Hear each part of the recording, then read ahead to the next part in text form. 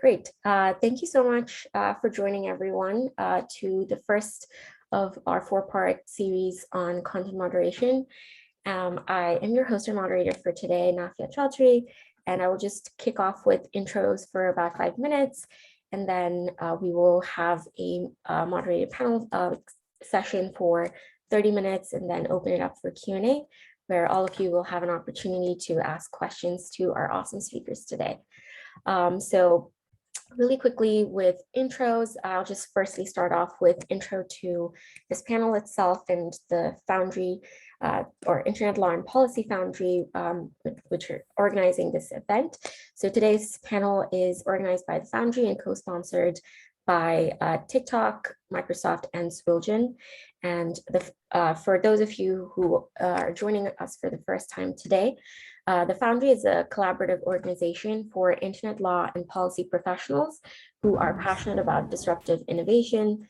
The Foundry offers members a platform for professional development with speaker panels such as this, different workshops, as well as hackathons, which we have coming up in October, which is also focusing on content moderation and something to look forward to for all of you who are passionate about that space. We also offer constructive debate through our Slack channel, a network building through a lot of happy hours, which is currently at pause because of COVID, but you should be looking forward to as we are going to resume them soon, and a cohort of skilled attorneys and policy analysts who are eager to help shape the development of this technology, law, and policy space. Cool. So who has been rambling for the last 3 minutes to all of you? I'm Nafia Chaudhry. I'm a fairly recent graduate from Stanford University, where I studied privacy, security policy, and focused on online safety with specific research on surveillance in authoritarian regimes. And since then, I've been committed to the trust and safety space, working in global operations previously global operations at Facebook. I'll just mute everyone, sorry. Okay. Cool. So we'll move to the intros to our speakers. Yeah, I will be going on for a little longer. So today we have our awesome speakers, Tara Wadwa and Erica Barros. So Tara is the policy director for TikTok US, where she leads the development of policies and moderation strategies that aim to create a welcoming, supportive, and safe platform for 100 million plus US community members. Previously, she focused on developing policies to protect against hateful behavior and harassment for TikTok globally. Before joining TikTok, Tara spent a decade as a researcher and administrator at NYU Stern Center for Business and Human Rights, where she focused on leveraging corporate commitment to enhance human rights protections in a variety of sectors, including technology. Tara holds a Master of Public Administration from the NYU Wagner School of Public Service and a BA from Yale University. We also have Erica with us. Erica Barros is a seasoned policy expert with over 10 years of experience as Vimeo's head of policy. She helps the company navigate the challenging landscape of international tech policy and regulation. Erica is also a trained lawyer and Harvard Law School graduate. So thank you so much to both of you for joining us today. So today we are going to go over, as this is an intro session, just going to the very basics. So as the first question that I have for both of you is going to the fundamentals. Why is it that we moderate content? Like, should we even, as platforms, moderate the content that we have on our platforms? Erica, do you want to go? Or Tara, go ahead. Sorry. Yeah, sure. It's a great question and a basic question, of course. Content moderation is fundamental to us. We are obviously a platform that hosts user-generated content, and in that sense, one of the core functions of our trust and safety team, whose job is to enforce our acceptable use policy, is to make sure that we can keep our platform and our community safe and prevent them from being exposed from content that may be illegal or legal but harmful to our users. And this goal can be anything from CSAM and terrorist content to fraud, misinformation, hate speech, and all sorts of different types of abuse. So yeah, it's fundamental for that very reason. So I'd say it's twofold. One, to be able to enforce our terms of service in the way that we want to enforce them, to have the type of platform that we want to have, and more fundamentally, simply to keep our community safe from this type of content. Yeah, it's so good to sort of take a step back and think, why are we actually doing the work we're doing and what purpose does it serve? And I agree completely with everything Erica said around keeping users safe, making sure that we're maintaining a platform that we really strive to create for our community on the TikTok or other platforms as well. I think the addition I'd like to point out is it's also a way for us to cultivate and realize our mission. For us at TikTok, we are a quirky app that likes to inspire creativity and bring joy to everyone in our community. And to create that and to feel safe in expressing yourself authentically, it's imperative that you feel like you have an open space where you're free from harassment and bullying, potential hate speech, or even content that you're not ready to encounter, like pornography or violent extremism. So it's really important to us not only to ensure safety, which is first and foremost our goal, but also to make sure that our community is able to cultivate according to our mission and everyone's able to enjoy it in the way that we strive to have them. Mm-hmm. Thank you. Thanks for answering that question. And Erica, you mentioned, and you both kind of mentioned, touched up a little bit on the terms of services and some of the community standards that you have in protecting the users. I'd love to understand a little bit around what are some of the key principles that the terms of services are based on, and some of these policies are based on. Yeah, sure. So I think this goes back to what Tara was saying, right? Like, terms of service are obviously drafted in a way that helps the company achieve its mission and its objective. So the terms of service need to make sense in that way, with the purpose of the company, with the way that it's structured and the objectives that it's trying to achieve. Now, so for us, for example, as a platform, that we have a very specific mission, which is to empower everyone to use video to be able to fulfill their own goals and their own objectives, and particularly people to be able to give high quality video to people to achieve their objectives, right? So our terms of service are, and particularly our acceptable use policy, is conceived in a way to make sure that is possible, and that our platform is used for the purposes that it's intended to be used, and not for other purposes for which there may be other platforms, just not us, right? So the type of things that you will see, that we have our acceptable use policy, and the type of content we restrict is, you will find most of these restrictions across the platforms that host video, simply because it's kind of like best practice, or at least common shared understanding of what type of content you would want and don't want to see in a platform that is. So, anything from, as I was mentioning, harassment and abuse, health-related misinformation, the violent content, obviously anything that has to do with content where children are exploited or abused. So it's the type of things that you would expect to see in a platform that has kind of these objectives. There's also other stuff that one of the things that I'm rambling here a little bit, but one of the things that we do as platforms is often react to the situation. So we may update our terms of service and our acceptable use policy based on dangers that we see coming up. So, for example, with COVID, we had to issue new policies specific around COVID misinformation, because we wanted to protect our audience from that type of content that started proliferating in the platform. So I'd say it's a very live, the acceptable use policy is a very live document and very reflective of the issues that we're dealing with in the world. Yeah, such a good point, that it's a living document that we continue to update as we confront things that we couldn't have imagined, like the COVID pandemic. First and foremost, our goal on TikTok is to make sure that we're creating policies and terms of services that can be consistently enforced. and that we have equitable enforcement for all of the users that get to enjoy our platform. So a couple of the things that we've always held close to mind as we were developing these policies were, one, the Santa Clara Principles on Transparency is a framework that's been really useful to us.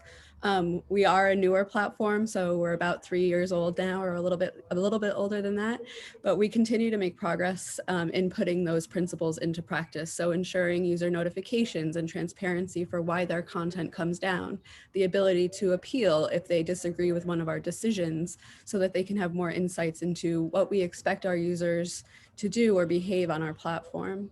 The other key driver for our policies are making sure that we're engaging with the many resources that civil society provides to us.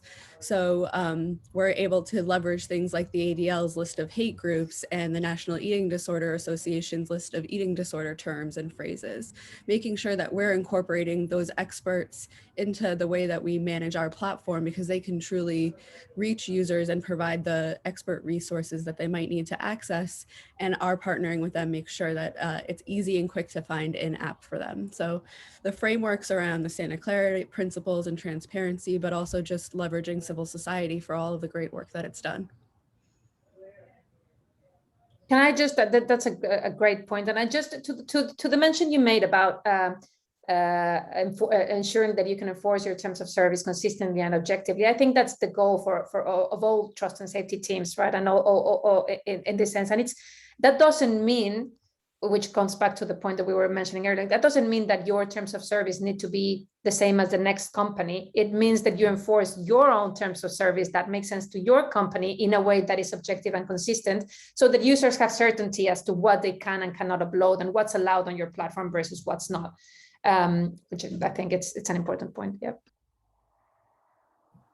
Yeah, thanks so much for bringing up that point, kind of really highlighting that as well. Like, I have a couple of follow-up questions to that, but just want to start off with kind of delving deeper into that point about how there are already, established companies such as, say, Facebook, Twitter, who've their established terms of services, and newer companies and very different products. You're both video-based products, so would love to kind of hear from you both, how you're kind of perceiving when making some of these decisions, kind of thinking about, obviously you have the fundamental principles to protect the users, but also shaping this. Sorry, could you please mute, if you're not speaking, please mute your, thank you.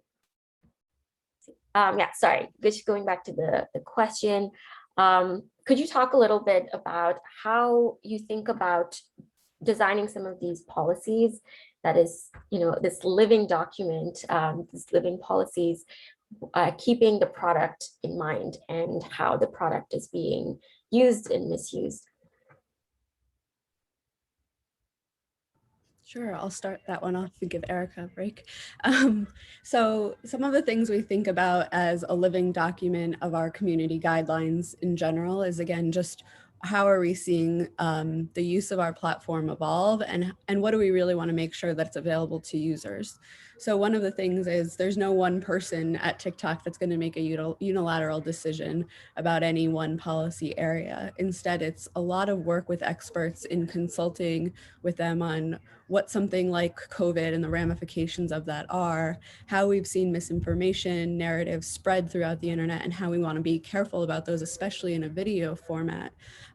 So our team, or the policy team, collaborates across our larger trust and safety team, which includes operations, back-end strategy enforcement, and even our legal operations team, to make sure we're working also with security to really develop those equitable policies and then ensure that we're enforcing them and hold ourselves accountable. We also take a range of feedback in, whether that's from civil society or users themselves.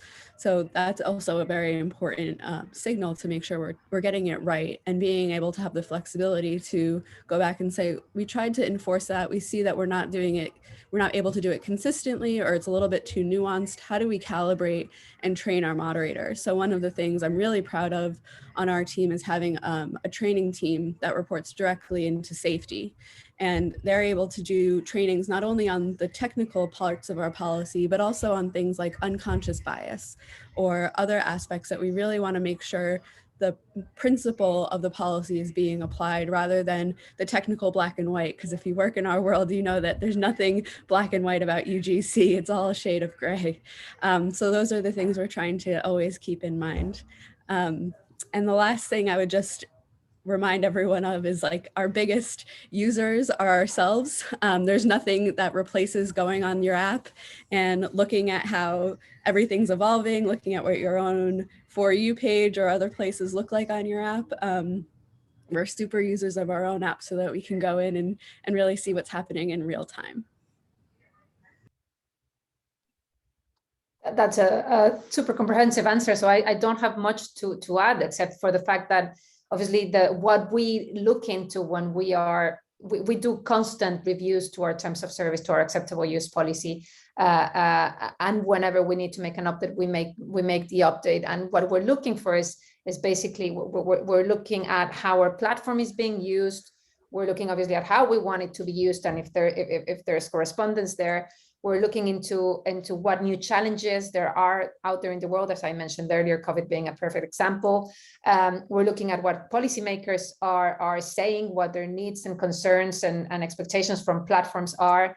We're constantly checking in with our vendors that help us with some of the content moderation actions that are experts in specific areas of content.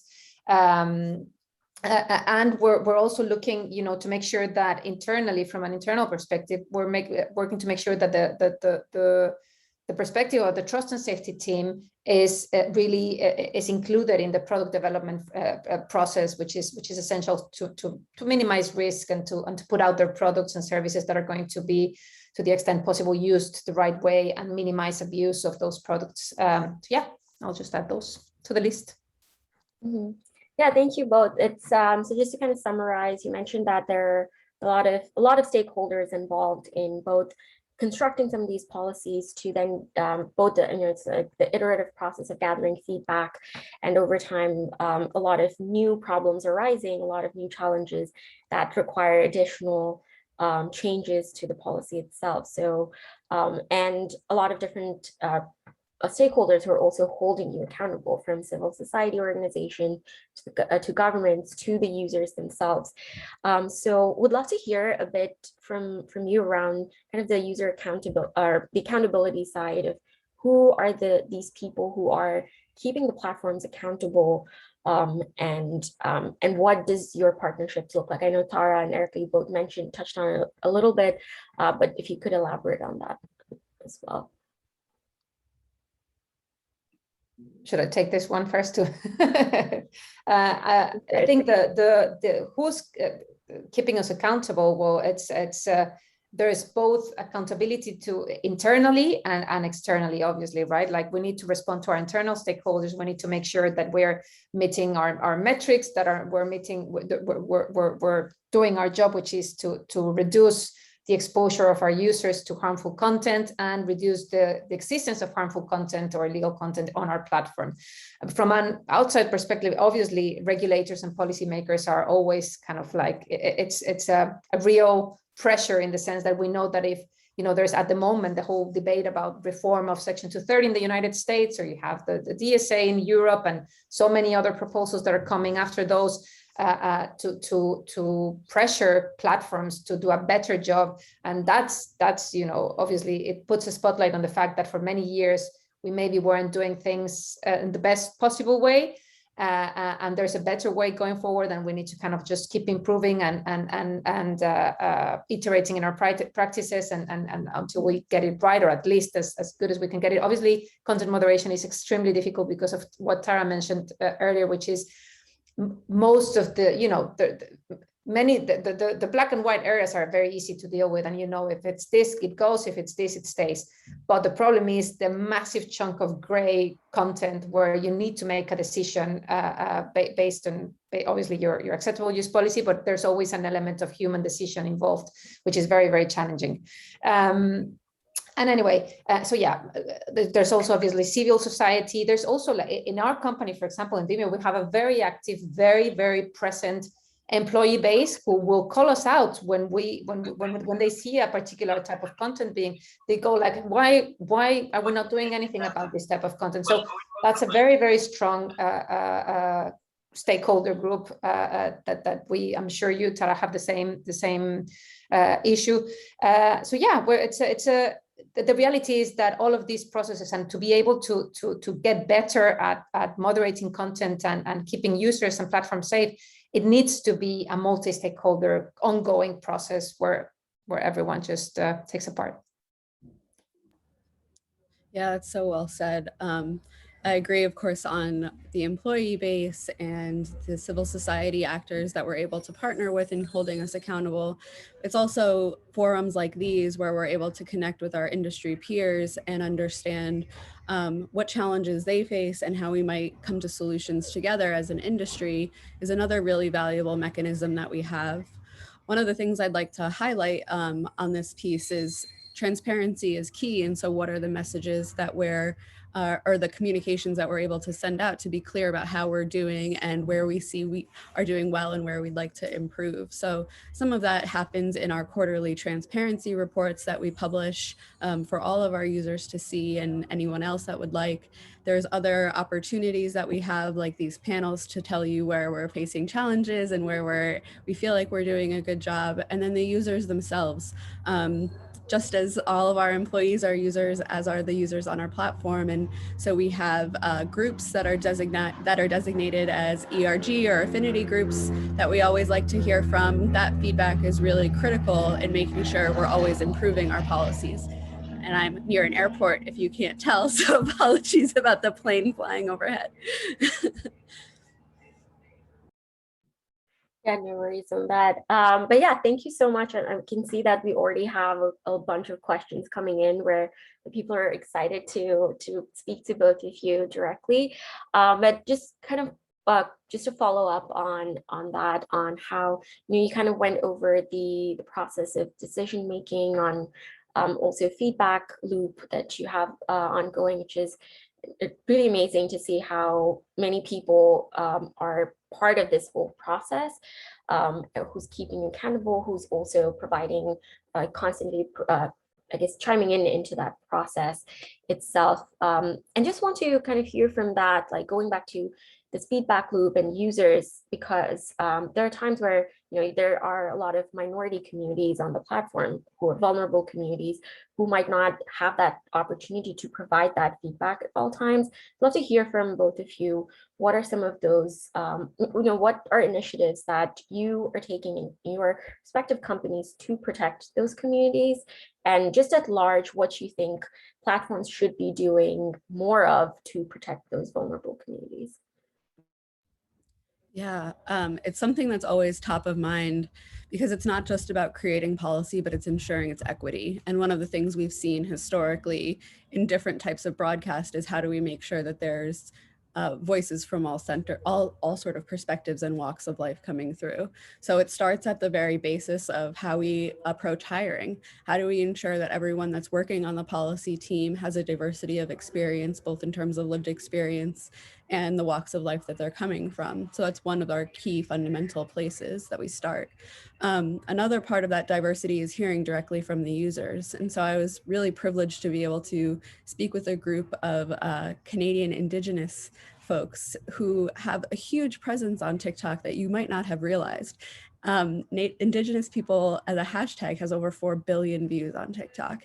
And so you just see the strong presence that they have and the way that they're keeping their traditions and cultures alive through the platform. And it's really our responsibility to ensure that we're elevating those voices and making sure that they're heard. So again, respecting those conversations, ensuring that documentary footage or counter speech are being respected in terms of the value of their expression, and then also being sure that bad actors that would seek to silence those voices aren't given that opportunity on our platform. Yeah, that's it's hard to add much more to that, because that is exactly what needs to be done, and what we're all, I think most platforms that have a very, very diverse user base and audience are trying to achieve. Yeah, I guess another way that we have, which Tara mentioned earlier, is just making sure that we listen to what our users have to say, to their feedback whenever if we take down a piece of content and they don't think, you know, we've made a right decision. We give them the opportunity to appeal and to tell us why they think we made the wrong decision. And if we start seeing that consistently and we realize there's a problem with how our policies are being understood or applied, either understood by the users or applied by our trust and safety team, then we revise them to make sure that we change that and make it clearer, and you know, a very specific type of policy that we make a really we really put a lot of importance in enforcing the right way is our policy on hate speech, and that has obviously the intention of protecting groups that have traditionally been marginalized and making sure they have a way to express themselves and use our platform to express themselves, and as Tara said, just make sure that those who would use our platform to abuse those communities or to spread hate speech do not have the opportunity to do so. Yeah, and one last piece to add is none of this happens by coincidence. It's really intentional and important to create proactive programs around this. So a couple that we've done are the Creator Diversity Collective, which brings around a regular cadence of meetings with those of different groups to come and tell us what their experience are like on platform. So we have a constant cadence of hearing from those users. Another is our Trailblazer programs, those that would be speaking out and voicing about their community or sharing their tradition on the platform. We're looking to hear from them directly and also see how we can support them in the app. So this will never be a success unless we're taking really intentional steps around it. And these are just a few of the programs that we're doing that with, as well as things like our hiring initiatives. Mm-hmm. Thanks so much for sharing that. That's wonderful to hear, and it definitely makes me more optimistic about the future of trust and safety. And yeah, would love to like kind of hear a little bit more around it. And I think that we did receive this question from one of the audience members as well, as around the technology itself. Would love to hear from both of you around what are some of the technology in place, if you could speak to it briefly, and especially for you, Tara, around just, you know, like TikTok is very machine learning driven. The For You page is, and TikTok's, its popularity itself is how like well curated and targeted the For You pages. So you know, would love to hear how, if you can chat, like speak a bit about the, like how it's kind of amplifying some of the good content, or I guess down ranking some of the harmful content as well. Yeah, of course, it's a great question. So we work hand in hand with AI and machine learning, in addition to providing context that only humans can understand through their own evaluation. Our recommendation system is designed with safety in mind, and we try not to recommend content that would be violative of our community guidelines or would not be appropriate for a 13+ audience for which the For You feed is designed for. One of the other things that we are always keeping in mind is how can we empower our users to customize their own experience? And so some users are looking for communities of testimonial or lived experiences with challenges that they faced, like eating disorders or other types of abuse. And we want to allow that content to live on the platform so that those seeking community there and relief can find that. But we realize that not everyone will be comfortable with it. So what are the tools we can give users who might not be comfortable with it to say, I'd rather not see this content, or these types of words I'd rather block from my comment list because they're really challenging for me to see on a regular cadence. And so it's this combination of, we know the worst of the worst things, and we seek to take that down using all the tools available to us, including AI and machine learning and our human content reviewers. And then as things become more in that gray space that we've talked about, how do we ensure that users are empowered to customize their own experience on TikTok for whatever creativity and joy might mean to them? And I think we do the same. We have a team of human moderators, and we complement that with automated tools. We also work with amazing third-party vendors that, as I mentioned earlier, specialize in specific types of content and help us keep the platform clean of that content. So that is a great resource to us. And we are part of a few different associations that have recently, relatively speaking, been created to help platforms like us and of all sizes really keep harmful content off their sites, like Tech Against Terrorism. Obviously, we work with, when it comes to child sexual abuse material, we work with Thorn, which is a great resource to making sure that this content is caught and then reported to NECMEC. So yeah, there's a variety of different ways in which we collaborate, both internally and with other actors outside the company to improve our content moderation practices. Mm-hmm.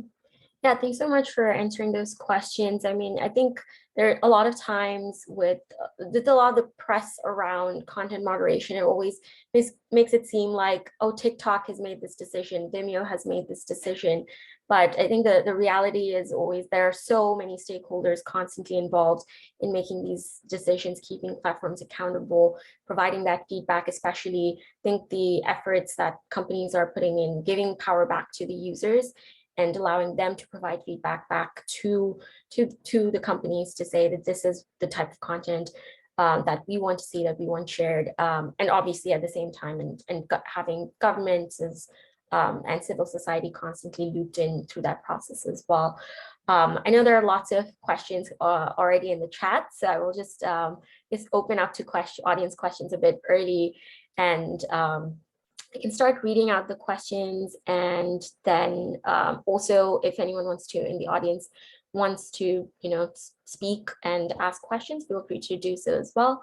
I'll just take the question that popped up in chat in the order as they appeared. So firstly, someone thanked for the coordinating event, and thank both of you for attending the panel. And next, the question from Annabelle Flores is, how do you enforce or create policies while keeping in mind cultural diversity? I know you both kind of touched on this a little briefly, but anything you want to add to what you've already said? I think one quick piece to add to what we were speaking to before is not only leveraging the feedback that we have from users themselves and the proactive groups and programs we set up to highlight those voices, but also going through policy testing.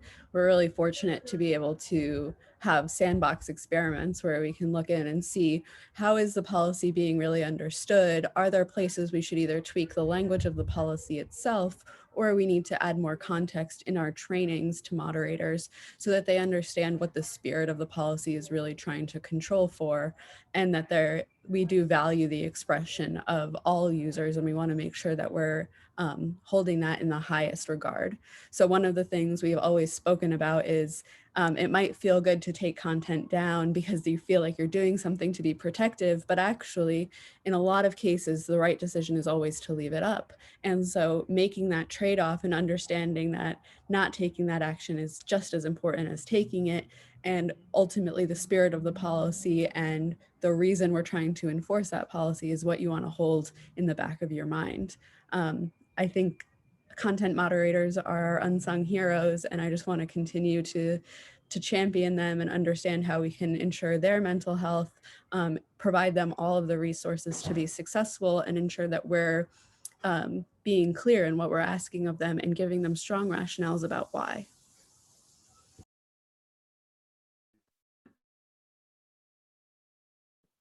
Erica, would you like to add anything to be that? honest, no, that was a great answer. Just emphasize, there's many questions, so maybe we can go through the other ones rather than me just, yeah. Yeah, no worries. Yeah, I think that was definitely really powerful to just think about how it does. Yeah, it feels really good that you're taking down content, but also thinking more critically around what, when we should leave the content up as well. And using that as a success metric as well. Thanks so much for that answer. Cool. The next question is, how do you go about getting and implementing user feedback? Erica, would you like to start? Yeah, as I said, we have obviously a contact email address for our trust and safety team and for customer support. We have multiple ways of people writing in and giving feedback. And more specifically, when it comes to the enforcement of our terms of service and our acceptable use policy, we always give the opportunity for users to appeal and to explain why either our policies are not clear or why they're not working well for the type of platform that we want to provide, and we always review those. And if we see that this is an issue that is repeating itself and it's coming up often, then we review our policies. As I said, we have every month we review where we are and we make changes if we have to, and then we have one very, very big review yearly as well. So it's a constant process of reviewing and updating based on user feedback and also the feedback of our moderators, of course.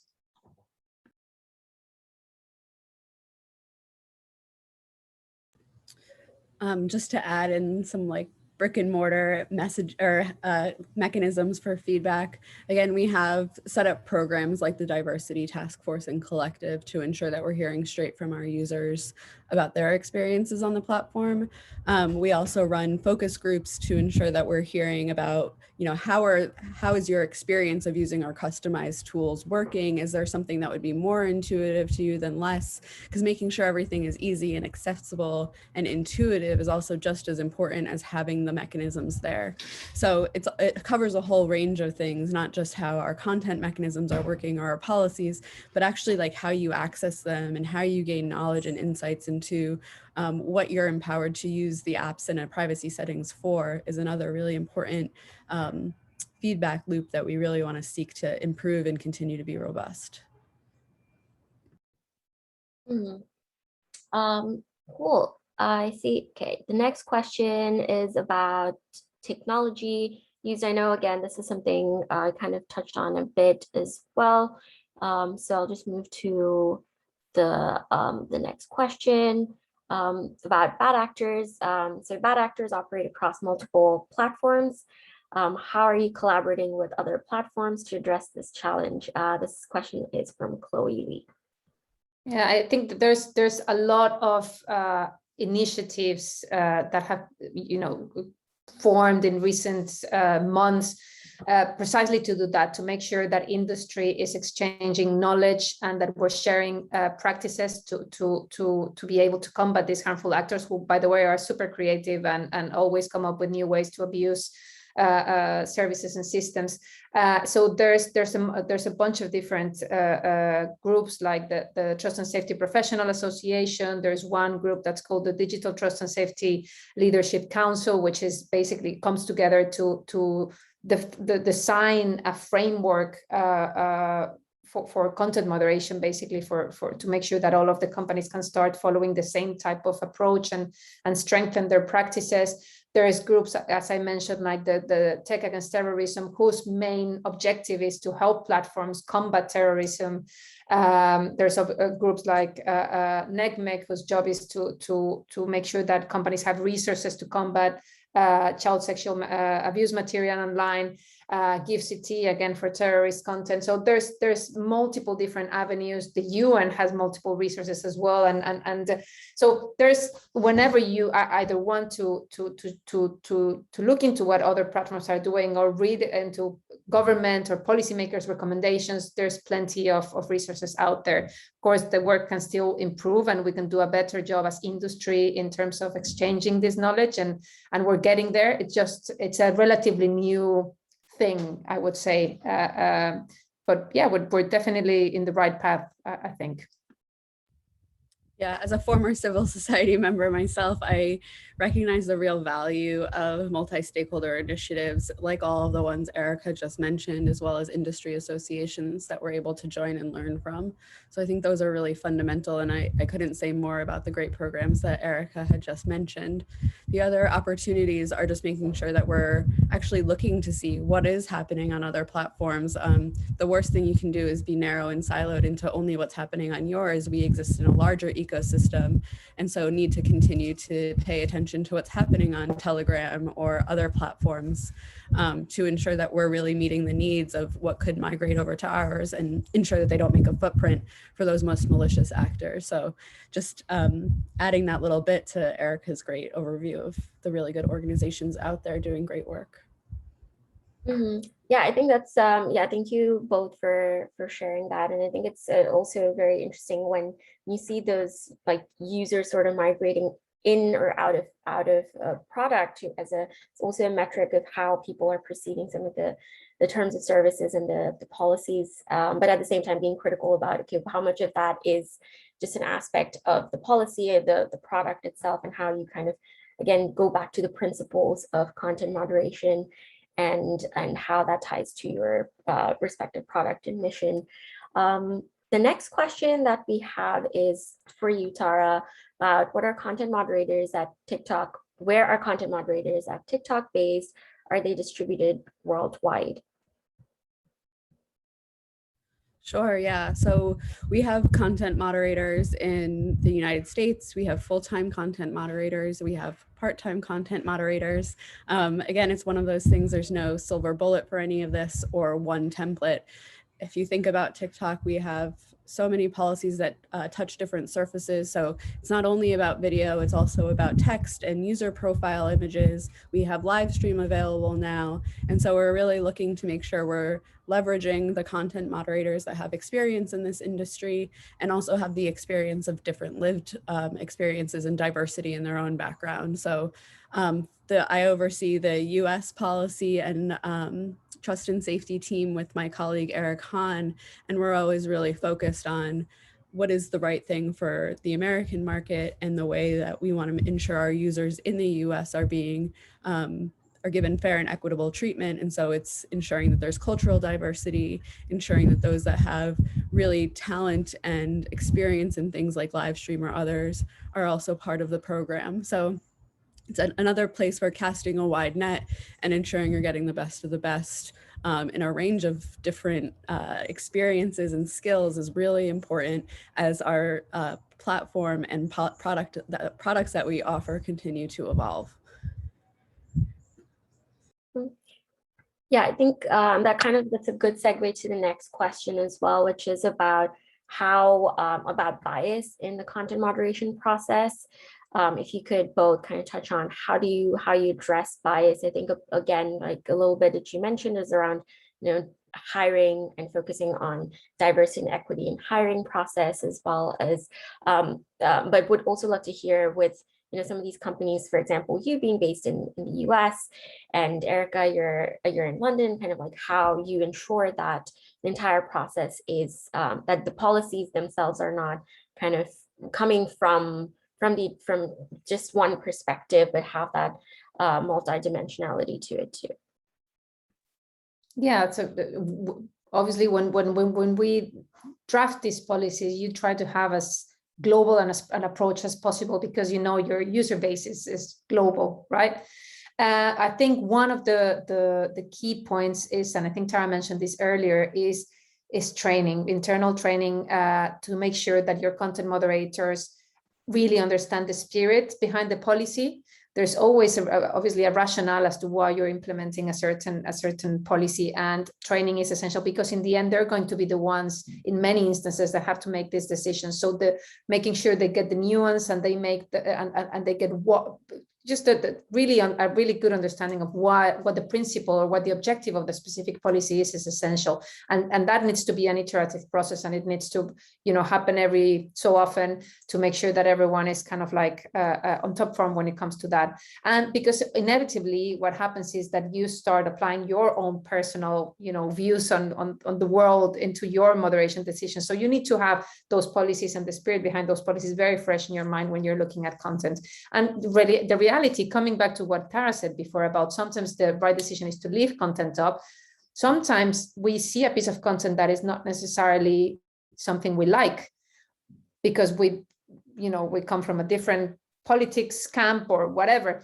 But then, if you really understand the objective of the policy, then you need to leave it up, because there's other values that we're trying to protect, including, defending the right of a group to express themselves, even if it's not a very popular opinion, as long as it's not, hate speech or abuse. They have a right to express that as well. So it's a very difficult situation, but I think training and polishing of the policies is key. Yeah. Yeah, I couldn't say that better myself. I agree with that for sure. Another? Great. Cool. The next question is about, how do you collaborate with government leaders and nonprofits in creating policies? How do you identify the stakeholders to bring into the conversation? This is also from Annabelle. Also, just want to touch kind of a quick plug. We do have an event coming up. Actually, two different panels, one focusing on government and the role of government on content moderation on September 22nd, and one focusing on civil society, the role of civil society around content moderation, coming up on September 15, where we will be going deeper into this, and we'll have people from civil society and government organizations talking about this. But passing it back to Tara and Erica to touch on, answer this question.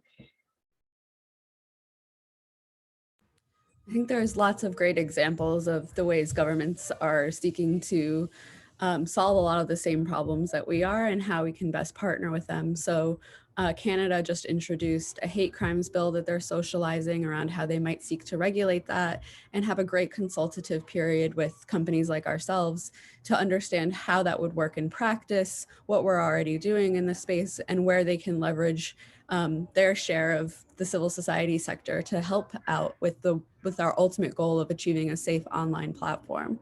The same holds true in Europe and in the US, and of course in Australia and other regions where the government really is looking to say, we have a shared objective here. How can we pull complementary levers to ensure that we're meeting that objective? And those consultations are really helpful because we have, again, complementary skills that we're able to leverage. We also are really fortunate that we have such a robust civil society sector that's able to do the research that they have done and spent so much time on really digging down on difficult issues like the evolution of hate speech, and how we can be on top of that as it's something that continues to evolve. So it's both of those things that are really important. And I see more often than not, we have shared objectives and we are able to share experiences, but also how we can leverage each other's own skills and power, really, to see what that looks like for our user base to keep them safe. Yeah, I completely agree with that. I think governments are doing a great job in terms of reaching out to platforms and making them part of their consultation work, particularly when it comes obviously to medium and smaller size companies who have maybe traditionally not been part of these processes. I think that's a very important and good development, because the voices of these companies need to be heard. It's not only about 4 or 5 dominant platforms.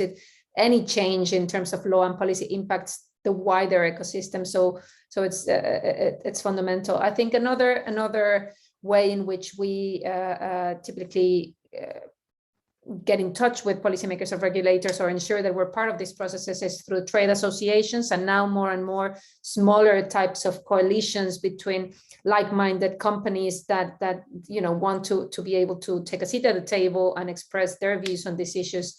They are becoming super important. And as I mentioned earlier, and to the question that came up before about the different groups that are being formed to not only share best practice, but also act as sort of common fronts for many different companies to reach policymakers and regulators and make sure that the message is delivered in a way that is productive, and that we're able to be part of these debates in a way that is constructive and actually leads to good policy outcomes for everyone. So thank you. Cool. I will pass to Ruchika wanting to ask a question. So just Ruchika, are you still there? Okay. Yes. Hi. So I'd like to ask 2 questions. First, how would you handle a conflict if there's a conflict between, let's say, the policy team and the product team? Let's say, like, if the product says that we need to implement this feature, it's good for business, it will help us driving sales. But then the trust and safety team thinks that, okay, this is not aligned, with the safety policy. So how would you handle such sort of conflicts? And my second question would be, how do you deal with a different region? Basically, to give you an example, gambling is allowed in a few countries and it's banned in other countries. So do you have a global policy which is sort of implied, and how would you deal with such kind of content? Would you keep it, or would you sort of like remove it? Yeah, thanks. Those are two really great questions. I'll take the second one first, in that we have a set of global policies, and the rationales that we have all align to the safety and our objective as a trust and safety team to keep users safe. But how we localize those policies, for example, in the US, hate speech looks very different than it would in some parts of Asia or Europe. And we need to ensure that we're giving moderators the right signals to be looking for, especially in our region. So we do lean local and localize those policies as they make sense in region. To your first question around conflicts between different teams, such as product and trust and safety, it's usually more of a yes and dance than it is an either or dance. And so there's a lot of work to be done to see, okay, we're going to go for this product that has its own trust and safety challenges, but what are the strategies that we can use, or the range of evaluation that we can do to ensure that we minimize safety risk? And so it's not usually dismissing a feature altogether. Instead, it's just contextualizing where it could be abused or where we've seen similar products go wrong and how we can put those safeguards in place. And product is usually happy to do that to see their product succeed. I would completely agree with that. I think that the role of the trust and safety team is not to be a blocker in terms of product development or feature development, but rather to be able to spot risks and just say, like, look, this particular feature, this particular thing could be potentially risky. This, what can we do to minimize that risk? What can we do to make sure that we obviously do not expose our users to whatever harms? So yeah, I think that's definitely, it's always, you need to have a process where you have almost like you have a checklist where you look for things, where you have conversations with the product team that is developing this feature or a specific product. And it's an ongoing process. It never stops, obviously, in a company that is constantly evolving and developing new things. It's just all the time you have these dialogues. And then yeah, I think that's pretty much it. I can't remember, what was the second question? The second question was around the localization of the policy. Oh, like, right. Yeah, well, it's the same approach, to be honest. It's a global policy that we apply consistently and objectively. And when it comes to specific nuances of specific places, we try to make the decision that is right for that, as long as it's obviously in line with the main overall policy. But yeah, it's very difficult in a world like ours to, yeah. Yeah, I think just to kind of follow up to that, first of all, thanks, Ruchika, for asking those great questions. But our next question is from Mary, which is kind of like a follow-up to the question about localization of policies, but kind of from the other end, which is, how do we tackle when some of our policies are, incongruent to local laws, which are more repressive, more, against that kind of suppress free speech in those countries? How do you tackle those that conflict between your global policy and protect, and local policies which are suppressing freedom of expression? The majority of my job is really to ensure that our US users have policies and standards to meet the cultural expectations of the US market. And so I'm fortunate that I haven't had to have those conversations in my experience, but realize that they're challenging ones to have. I think what's overriding all of those conversations is we have a set of values around expression and creativity, and also ensuring safety, whether physical or psychological, that we always adhere to. And those are conversations that are ongoing with governments, the same way there's ongoing conversations with different civil society members that want to ensure that their constituency group is being protected in the best way possible.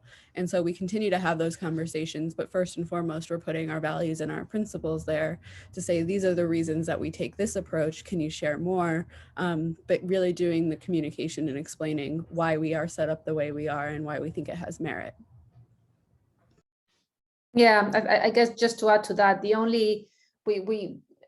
aim is the same, but the only cases where it's sometimes difficult is when you would get like a proper court order from a country that is demanding that you take down a specific type of content. And the way we approach it to be able that we protect as much as possible the user's right to express themselves is just blocking content for that specific country, but not for the rest of the world necessarily, if it's not illegal content for the rest of the world. So that type of measure is something that you can do when a particular country in its law says you cannot have this content, and while we may disagree, it's actual a legal requirement. So we're kind of, it's a difficult situation to deal with for sure. And yeah. Yeah, thank you so much for answering all those questions. I know we had a really great conversation going and more questions incoming. Just want to leave that someone mentioned that they're wowed by, they're learning a lot about from this meeting. So that's a great note to close on. And I know there are a couple other questions. Just want to highlight, we will be sharing next week. We will be sharing, or like sending out a I guess, pamphlet with different resources on trust and safety, on content moderation, starting from resources on things that you need to know about, different partnerships, different initiatives that all these that industry has been taking, government laws, as well as how you can kind of break into trust and safety and growth in the trust and safety space. But for today, we're at time, so we will be closing now. Thank you so much to both Erica and Tara for joining us and sharing and answering all our questions. And thank you to all the attendees for attending. Watch out for other events if you're interested in finding out more about content moderation at large. The next event coming up is on September 15th. Focusing on civil society, and September 22nd on the role of government. And then we will be having, fingers crossed, we will be having local happy hours in the Bay Area as well as in Washington, D.C. So if you're located in any of those nearby and able to attend, please watch out for info on that as well. And if not, thank you so much for joining. Stay tuned for all our upcoming events. And thank you again, Tara and Erica. Thanks to everyone. Have a great day. Thanks. Bye, everyone.